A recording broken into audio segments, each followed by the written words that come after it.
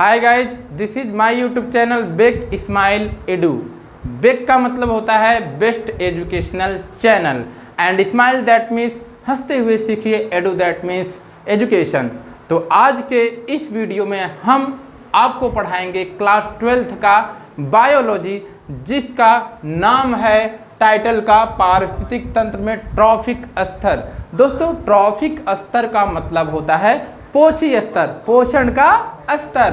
तो पोषी स्तर में ट्रॉफिक लेवल में हम आपको सिखाते हैं कि एक जीव से दूसरे जीव में ऊर्जा का प्रवाह कैसा होता है तथा कौन से जीव उत्पादक की कैटेगरी में आते हैं और कौन उपभोक्ता की कैटेगरी में आते हैं। उत्पादक से ऊर्जा कहाँ और किस में जाती है और फिर वो उत्पादक से जो ऊर्जा जा रही है उपभोक्ता में जाएगी और उपभोक्ता से ऊर्जा विलीन हो जाती है पूरे इस पृथ्वी के पदार्थों में, छोटे छोटे पदार्थों में। तो आज की इस वीडियो में हम यही सीखेंगे। तो साथियों, आइए शुरू करते हैं अपने इस टॉपिक को। तो ये है हमारा पारिस्थितिक तंत्र में ट्रॉफिक स्तर, that means trophic levels in ecosystem. Trophic level का मतलब होता है पोषी स्तर। तो पारिस्थितिकी का मतलब आप समझते हैं, पारिस्थितिकी दैट मीन्स हमारा होल इन्वायरमेंट, और जहां हम सब रह रहे हैं वह पूरा सिस्टम, पूरा तंत्र ही पारिस्थितिक तंत्र कहलाता है, जिसमें न केवल सजीव बल्कि निर्जीव भी शामिल होते हैं। यानी उसमें एबायोटिक और बायोटिक दोनों चीज़ें शामिल होती हैं। साथियों, इसमें आप देखिए, पारिस्थितिक तंत्र में जीवों का पोषण चरणों, फीडिंग स्टेप्स में डिवाइड होता है। किस में होता है? फीडिंग स्टेप्स, दैट मीन्स पोषी स्तर में डिवाइड होता है, जिसके आधार पर हम पोषी स्तर को, ट्रॉफिक लेवल को हम संपूर्ण जीवधारियों को रखते हैं। और सबसे पहले किसकी बात करेंगे? प्रथम पोषी स्तर की। तो इसमें जब हम ट्रॉफिक लेवल या पोषी स्तर में संपूर्ण जीवधारियों को रखते हैं तो उसमें जो पहला पोषी स्तर होता है उसको हम लोग कहते हैं प्रथम पोषी स्तर। क्या कहते हैं साथियों? प्रथम पोषी स्तर। अच्छा, इस प्रथम पोषी स्तर में कौन आता है? स्वपोषी आते हैं। कौन आता है साथियों? स्वपोषी, दैट मीन्स ऑटोट्रॉफिक आते हैं। ऐसे जीव जो अपना भोजन स्वतः बनाते हैं वो स्वपोषी कहलाते हैं और उन्हें अंग्रेज में ऑटोट्रॉफिक कहते हैं। तो ये ऑटोट्रॉफिक जीव कौन होते हैं? हरे पादप होते हैं साथियों। कौन होते हैं? ऑटोट्रॉफिक जीव हरे पादप होते हैं। हरे पादप करते क्या हैं? प्राथमिक उपभोक्तक भी कहलाते हैं। क्या कहलाते हैं? प्राथमिक उत्पादक भी कहलाते हैं। हरे पादप क्या कहलाते हैं? प्राथमिक उत्पादक, प्राइमरी प्रोड्यूसर होते हैं। क्यों? क्योंकि ये जो है सूर्य से प्राप्त ऊर्जा को क्या करते हैं? वो रासायनिक ऊर्जा में बदल देते हैं। क्या करते हैं साथियों? सूर्य से प्राप्त ऊर्जा को रासायनिक ऊर्जा में ये बदल देते हैं। इसलिए ये स्वपोषी होते हैं, ऑटोट्रॉफिक होते हैं, जिसके कारण हम इसे प्राथमिक उत्पादक कहते हैं। साथियों, ये करते क्या हैं? सूर्य की प्रकाश की ऊर्जा को रासायनिक ऊर्जा में बदलते हैं और इन्हें हम लोग प्रथम पोषी स्तर की कैटेगरी में रखते हैं, क्योंकि जो सूर्य होता है वहाँ से ऊर्जा को लाने वाला यदि कोई है तो पेड़ पौधे हैं, घास फूस ही है। और यदि वो सूर्य की ऊर्जा को नहीं लाते, जो लगभग 1000 किलो कैलोरी की ऊर्जा होती है, तो इस पृथ्वी पर जीवन पॉसिबल ही नहीं होता, बल्कि खाने के लिए कुछ मिलता भी नहीं, अन्य जीवधारी लाइफ सर्वाइव नहीं कर पाते।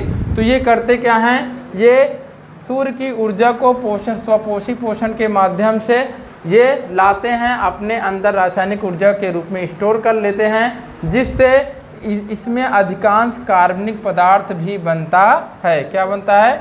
इनमें अधिकांश कार्बनिक पदार्थ भी बनता है। क्यों? क्योंकि ये हरे पेड़ पौधे सूर्य की ऊर्जा के साथ साथ कार्बनिक पदार्थों का भी उपयोग करते हैं, जो उनकी जड़ों के द्वारा पॉसिबल होता है। जैसे मान लीजिए जो सड़े गले जीव हैं वो क्या करते हैं? कार्बनिक पदार्थों के रूप में डिवाइड हो जाते हैं। तो सड़ने के बाद जब वो डिकम्पोज हो जाते हैं, पूरी तरह से सड़ जाते हैं, तो उसका पूरा बॉडी क्या करता है? कार्बनिक पदार्थों में डिवाइड हो जाता है और वो कार्बनिक पदार्थ फिर ये नए हरे पादप ये लेते हैं तो इनके अंदर क्या होता है, अधिकांश प्रकार का कार्बनिक पदार्थ भी होता है। अब साथियों, इस प्राथमिक उत्पादक को द्वितीयक पोषी स्तर खाता है। कौन खाता है साथियों? द्वितीयक पोषी स्तर। और जो द्वितीयक पोषी स्तर होते हैं ये होते कौन है? द्वितीयक पोषी स्तर, द्वितीयक पोषी स्तर शाकाहारी जंतु होते हैं। कौन होते हैं साथियों? शाकाहारी जंतु होते हैं। तो शाकाहारी जंतुओं को हम लोग क्या बोलते हैं? द्वितीयक पोषी स्तर। आप ही समझ जाइए कि यदि प्राथमिक पोषी स्तर पादप हुआ, प्रोड्यूसर हुआ, तो द्वितीयक पोषी स्तर जो होगा वो होगा शाकाहारी जंतु। और वो शाकाहारी जंतु होगा कौन?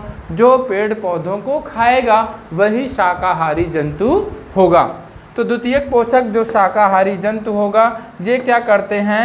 इस स्तर में अपरदाहारी, क्या है? अपरदाहारी डेट्रीवोर्स भी आते हैं। कौन आता है साथियों? अपरदाहारी डेट्रीवोर्स भी आते हैं। ये करते क्या हैं? मृत कार्बनिक पदार्थों का उपभोग कर लेते हैं। तो साथियों, आपको यहाँ पर एक डाउट क्रिएट हुआ होगा जिसका नाम है डेट्रीवोर्स या अपरदाहारी। अपरदाहारी होता क्या है हम आपको ये बताते हैं। जैसे केचुआ आपने देखा है, तो केचुआ आखिर क्या खाता है? हम ये समझते हैं कि केचुआ मिट्टी को खाता है। जी नहीं, बल्कि वो क्या करता है? मिट्टी से प्राप्त सड़े गले कार्बनिक पदार्थों को खा करके उसका अपना जीवन सरवाइव करता है। हमने देखा कि जो केचुआ होता है ऐसी मिट्टी में पाई जाती है जहाँ पहले से ही ऐसे पदार्थ या ऐसे कचरा इकट्ठे होते हैं जहाँ पर वो अपना कार्बनिक पदार्थ खा सकता है। और फिर उसी कार्बनिक पदार्थ को खाने के बाद जब वो बाहर उसका डिफिकेशन कर देता है, दैट मीन्स मलत्याग करता है, तो वो मिट्टी के रूप में कन्वर्ट हो जाता है। इसीलिए कहा जाता है कि किसानों का जो दोस्त होता है वो केचुआ होता है। क्यों? क्योंकि वहाँ पे जितने सड़े गले पदार्थ हैं, कार्बनिक पदार्थ है, उनका उपभोग करके वो क्या करता है? डेफिकेट कर देता है, दैट मीन्स मलत्याग के रूप में उसको मिट्टी में कन्वर्ट कर देता है। और वहाँ पे फसलों का उत्पादन काफ़ी ज़्यादा बढ़ता है, जिससे मिट्टी को उर्वरा शक्ति भी मिलती है। साथियों, अब आगे चलते हैं। तो यहाँ पे जो डेट्रीवोर्स होते हैं, अपरदाहारी होते हैं, ये क्या होते हैं? कुछ नहीं होते हैं। जैसे यहाँ पे लिखा है केचुआ, आपने यहाँ देखा केचुआ देखा, क्या देखा साथियों? केचुआ देखा। तो ये जो केचुआ आपको दिख रहा है साथियों, ये क्या करता है? मिट्टी को खाता है। क्या खाता है? मिट्टी को। ये मत समझिए कि मिट्टी को खाता है, बल्कि जहाँ पे ये रहता है वहाँ कूड़ा करकट ऐसे पड़े रहते हैं, तो उनको कार्बनिक पदार्थों को ये खाता है और खाने के बाद डाइजेस्ट करता है, फिर इसको डिफिकेट कर देता है पीछे के रास्ते से, और यहाँ से निकलता है मिट्टी। ऐसा लगता है मिट्टी का पोटी कर रहा है ये, लेकिन ये मिट्टी का पोटी करता है, परंतु वो कौन क्या खाता है? कार्बनिक पदार्थों को खाता है। यहाँ पे आप देख रहे हैं स्पाइडर है। क्या है? स्पाइडर, जिसको हम लोग मकड़ी बोलते हैं या मकड़ा बोलते हैं। तो ये क्या करता है? ये भी क्या करता है? कार्बनिक पदार्थों को खाने का कार्य करता है।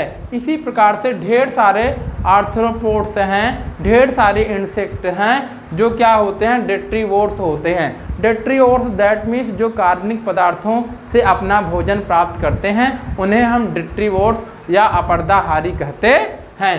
तो देखिए साथियों, डेट्रीवोर्स ऐसे जीव होते हैं। क्या होते हैं? डेट्रीवोर्स ऐसे जीव होते हैं, ऐसे जीव होते हैं जो मृत कार्बनिक पदार्थों जैसे कि मृत पौधे, जानवरों और मल, मृत पौधे, जानवरों और मल खाकर अपना पोषण प्राप्त करते हैं। तो डेट्रीवोर्स कौन कहलाते हैं? जो मृत पदार्थों, मल और मृत जीवों से अपना भोजन प्राप्त करते हैं, उन्हें हम डेट्रीवोर्स या अपरदाहारी कहते हैं। एक बार फिर दोहराते हैं साथियों, डेट्रीवोर्स दैट मीन्स अपरदाहारी, इसमें वे जीव आते हैं जो अपना पोषण, अपना भोजन डेड पदार्थों जैसे पेड़ पौधे से, मृत पेड़ पौधे या मृत जीव से अपना भोजन, या उनके द्वारा की गई पोटी से अपना भोजन प्राप्त करते हैं, या मल से अपना भोजन प्राप्त करते हैं, तो उन्हें हम लोग डेट्रीवोर्स या अपरदाहारी कहते हैं।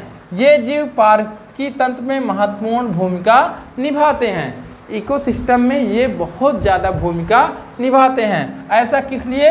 क्योंकि ये मृत कार्बनिक पदार्थों को छोटे छोटे टुकड़ों में तोड़ करके मिट्टी के पोषक तत्वों में वापस लाने में मदद करते हैं।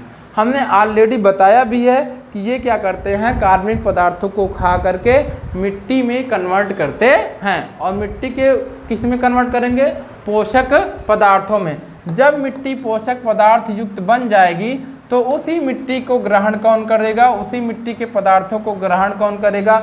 हमारे आपके किसानों की फसलें ग्रहण करेंगी और अन्य पादप भी ग्रहण करेंगे, जिससे पादपों का क्या होगा? ग्रोथ होगा। जैसे उदाहरण के लिए मैं बात बता देता हूँ, केचुआ और कुछ कीड़े डेट्रीवोर्स होते हैं। यहाँ पे मैंने स्पाइडर को दिखाया और अर्थवार्म को दिखाया। ये दोनों क्या होते हैं साथियों? डेट्रीवोर्स होते हैं। अब हम बात करते हैं किसमें? जो उच्च कोटि के मांसाहारी होते हैं। तो कुछ ऐसे भी मांसाहारी होते हैं जो अपना भोजन क्या करते हैं? केवल एक ही टाइप के पोषी स्तर से नहीं बल्कि एक से ज़्यादा पोषी स्तर से प्राप्त करते हैं। तो ऐसे उच्च कोटि के मांसाहारी को हम लोग सर्वाहारी कहते हैं। जैसे यहाँ पे देखो, ऐसे पोषी परपोषी जीव। परपोषी का मतलब जो अपना भोजन दूसरे जीवों से प्राप्त करता है। ऐसे परपोषी जीव ये किससे प्राप्त कर सकता है? पेड़ पौधों से भी प्राप्त कर सकता है, जंतुओं से भी प्राप्त कर सकता है, तथा एक या एक से अधिक पोषी स्तरों से ये अपना भोजन प्राप्त करता है। अनेक पोषी स्तरों से अपना पोषण प्राप्त करता है। तो ऐसे जीव को हम लोग क्या बोलते हैं? सर्वाहारी या ओमनीवोर्स कहते हैं। जैसे एग्जाम्पल के तौर पे मानव है। मानव जो मांसाहारी होता है, जरूरी ये नहीं होता है कि वो शाकाहारी ना हो, यानी कि वो शाक को खाता है शाकाहारी एंड मांस को खाता है मांसाहारी, दोनों हुआ। तो दोनों को मिलाकर एक अलगाहारी हो गया, जिसको हम लोग ओमनीवोर्स या सर्वाहारी कहते हैं। तो मानव ऐसे मानव जो मांस, मीट, मछली खाते हैं और साग सब्जी भी खाते हैं, फसलों से प्राप्त अनाज को भी खाते हैं, ऐसे मानव को हम लोग सर्वाहारी कहते हैं। अब यहाँ पे देखो, आप दोस्तों देख रहे हो energy flow and trophic levels को इसमें दिखाया गया है।